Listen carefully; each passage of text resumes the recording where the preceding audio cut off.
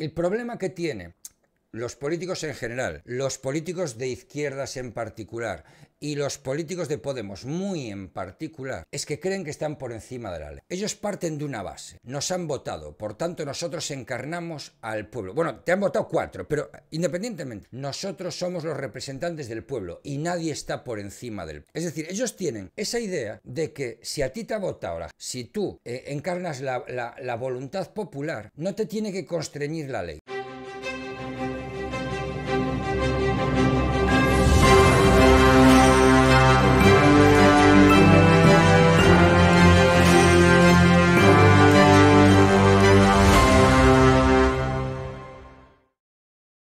Pues muy buenos días. El tema de nuestra ministra de Cosas de Chicas con Rafael Marcos parece que es que no se acaba nunca, por Dios. Pero querrá dejar ya las cosas de una vez. En fin, bueno, que resulta que hoy sale en The Objective una noticia que os voy a enlazar aquí, en la que nos dice que el Supremo denuncia que Irene Montero usó a la abogacía del Estado para burlar a la justicia. Bueno, el titular es un poquito clickbaitero, las cosas como son, tiene razón en lo que dice, pero es un poquito de clickbait. Y lo que sucedió aquí es que Irene Montero está utilizando todos los recursos que están a su mano para no cumplir la sentencia, lo cual me parece absolutamente ridículo. Vamos a ver, os explico lo que ha pasado con esto. Irene Montero perdió el juicio hace muchos años, en cuanto se lió con Pablo Iglesias, me parece que perdió el juicio, pero en este caso nos referimos a que pierde el juicio que tenía contra Rafael Marcos. Pierde ese juicio y le obligan a 3 cosas. 1, a pagarle 18.000 euros en concepto de indemnización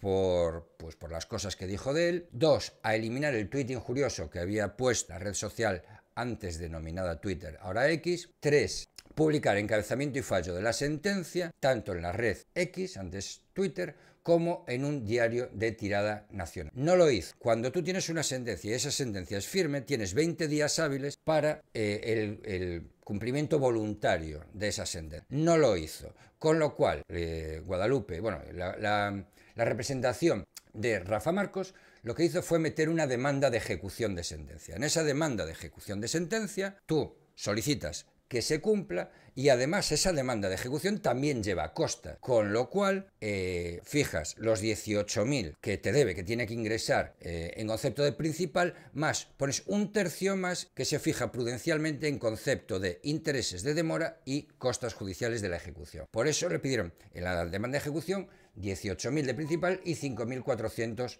de coste. Bien. Dejadme comentaros que este vídeo está patrocinado por Procis, la marca líder en comida saludable y suplementación deportiva. Yo estoy comiendo cada día uno de sus platos preparados y la verdad es que es una solución fantástica, que no solo tienen proteína y suplementos.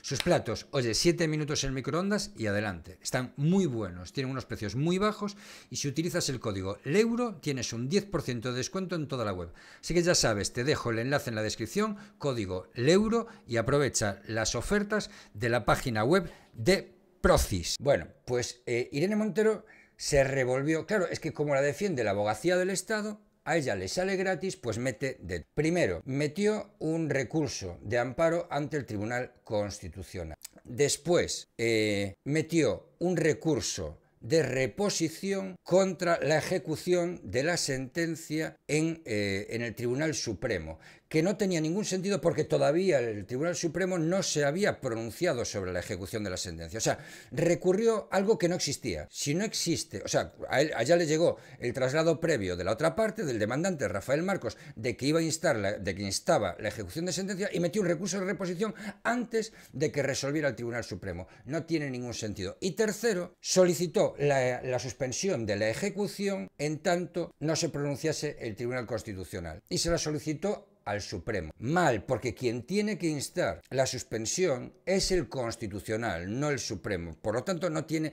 ningún sentido. Bueno, pues ha hecho una cantidad de recursos que no tienen encaje ninguno en la ley de enjuiciamiento civil, que no le llevan a ninguna parte. Y el Tribunal Supremo ya le ha llamado la atención a la abogacía del Estado y a Irene Montero y les ha dicho, oiga, que es que no se basan en ningún precepto que esté en la ley de enjuiciamiento civil. ¿De qué me están hablando? ¿Por qué recurren esto? ¿Qué están recurriendo? Por un lado, recurren a algo que todavía no ha sucedido, y es que el Supremo procediera a la ejecución forzosa de la sentencia. Y por otro lado, le piden que se paralice la ejecución a quien no es decir, al Tribunal Supremo en vez de al Constitucional. Y además hasta lo hicieron mal desde un punto de vista procesal, porque no adjuntaron el recurso interpuesto ante el Constitucional, etcétera, etcétera. Es decir, todo mal. Basta ya, Irene, paga y punto. Ah, por cierto, la tía, en cuanto le llegó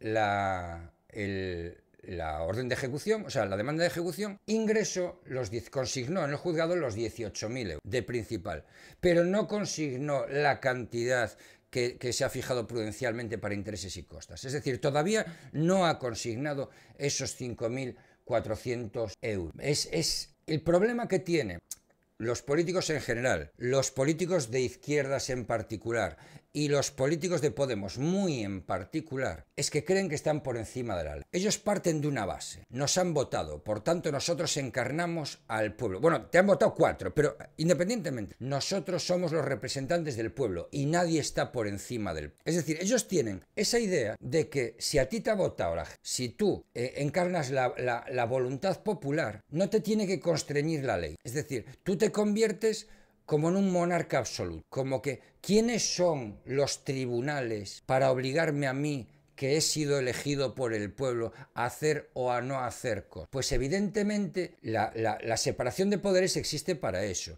Ni siquiera el presidente del gobierno está por encima de la ley. O sea, es que eso es lo que diferencia a un Estado totalitario de un Estado democrático, de una democracia liberal. Bueno, pues esta señora no lo entiende, ni esta señora ni prácticamente nadie de su partido, porque luego vienen que si los fachas con toga, que si los rubiales con toga, que si los que tal. Señora, que usted lo que ha hecho es llamar maltratador a un pobre hombre que es una víctima, que su vida fue un infierno por culpa de una tía que usted tenía como asesora, se la llevó al Parlamento a dar charlas y la de Dios, una secuestradora que está zumbada. Que le decía a los hijos que su padre era el diablo, que tenían por las paredes trozos de la Biblia para proteger, que tenía a sus hijos encerrados en casa y solo los dejaba salir para airearse de noche, que tenía las ventanas de la casa tapadas para que no se viera desde fuera. O sea, esa señora es la que usted ha llamado madre protectora y usted ha llamado maltratador al señor Marcos, a don Rafael Marcos, porque le dio la gana, simplemente para justificar que usted había llevado al Parlamento a una tía que es una maltratadora, que es una secuestradora. Porque al final todo se basa en no querer reconocer las cosas. Mire, todos nos podemos equivocar. A usted, a Podemos, a Irene Montero, a quien sea, al gobierno, les llega una ONG que se llama Infancia Libre y que le dice, oiga, nosotros lo que intentamos es proteger a los niños de sus padres maltratadores, etcétera, etcétera. Tú te lo puedes creer, tío, te lo puedes creer, sobre todo si no tienen antecedentes, si no tienen tal. Bien, te lo crees. Te piden que quieren dar una charla en el Congreso a los diputados. Bien, los llevas, dan una charla en el Congreso a los diputados. Después te enteras de que esa tía es una secuestradora y que está como una cabra. Pues pides perdón y ya está. Y ya está. Y se habría acabado ahí el problema. No. Lo de pedir perdón, Irene Montero no se equivoca nunca, no pide perdón nunca, no va a hacer nada mal nunca. Es decir, Nicolás Lide solo sí se ha equivocado. Bueno, pues ¿qué hizo? Como no podía reconocer que había llevado al Congreso a una zumbada, lo que hace es indultarla y decir esto, la justicia patriarcal machirula, los jueces, los fachas con toga, no sé qué y no sé cuántos, indultan a María Sevilla. Y como tienes que justificar el indulto a María Sevilla de alguna manera, pues dices que es que su marido era un maltratador. Es toda una puñetera huida hacia adelante que no tiene ningún sentido. Bueno, pues simplemente, para no decir, oiga, nos la han colado, nos ha venido aquí una tía que en fin, que huyó con sus hijos, que tal, pues por no decir eso, nos ha llevado a toda esta historia. Bueno, pues le dan 20 días ahora para el cumplimiento de lo que queda en la sentencia, que es borrar el tuit de la red social X y la publicación de encabezamiento y fallo de la sentencia, tanto en X como en un periódico de tirada nacional. Si no lo hace, pues probablemente lo que... y aparte ingresar los 5.400 euros en concepto de intereses y costas fijadas prudencialmente, a salvo de ulterior liquidación. Si no lo hace, punto 1, le van a embargar de su cuenta 5.400 euros, punto, eso es así, porque va a solicitar el embargo. 2, van a oficiar el Tribunal Supremo a Twitter para que borre ese tweet. Y 3, el propio Tribunal Supremo va a publicar encabezamiento y fallo en un diario de tirada nacional, pasándole el coste también a Irene Montero. Y si la decisión dependiera de mí, iniciaría un procedimiento penal por desobediencia grave al tribunal. Lo tengo claro, no hay ninguna imposibilidad de que cumpla la sentencia, no la está cumpliendo porque no le da la gana. Y en este país, señores, las sentencias están para cumplirse. Punto. Nos pongamos como nos pongamos. Las sentencias en este país están para cumplirse. Y si no te gusta, pues chico, no vayas llamando maltratador a nadie por ahí.